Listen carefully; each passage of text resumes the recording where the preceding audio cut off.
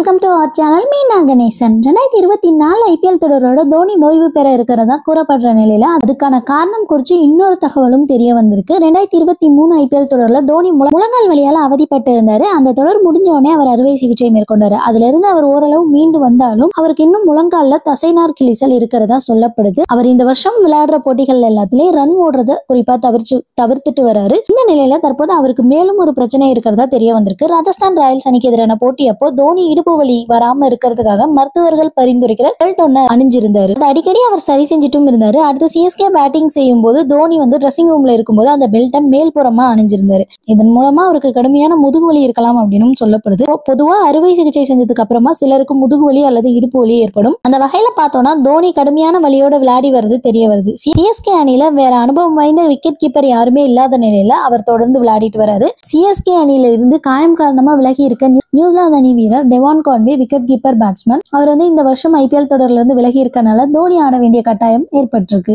அவரை விடுவிச்சு பார்த்தோம்னா ஆரவல்லி அப்படிங்கிற இளம் வீரர் மட்டும்தான் விக்கெட் கீப்பரா சிஎஸ்கே அணியில இடம் பெற்றிருக்காரு. இந்த நிலையில தோனி அணியின் நலனுக்காக வலியோட விளையாடி வரதா சிஎஸ்கே வட்டாரம் தெரிவிச்சுட்டு வராங்க. இதை அடுத்து அவர் 2025 ஐபிஎல் தொடர்ல விளையாட வாய்ப்பே இல்லை அப்படின்னும் இந்த ஐபிஎல் தொடரோட அவர் ஓய்வு பெற்றுருவார் அப்படின்ற தகவல் பயங்கரமா பரவிட்டும் வருது. இந்த விஷயத்தெல்லாம் தெரிஞ்சுக்கிட்ட ரசிகர்கள் போதும் தல, இதுக்கு மேல நீங்க கஷ்டப்பட வேணாம், உங்களை எங்களால இப்படி பார்க்கவே முடியல அப்படின்னு சொல்லிட்டு பல பேர் அவரை பார்த்து கண்ணீர் வடிச்சிட்டும் இருக்காங்க. இவ்வளோ வலியோட விளையாடுறீங்க, இந்த மனுஷனை எப்படா கலாய்க்க தோணுது அப்படின்னு சொல்லிட்டு பயங்கரமா ஃபீல் பண்ணிட்டு வராங்க ரசிகர்கள் எல்லாரும்.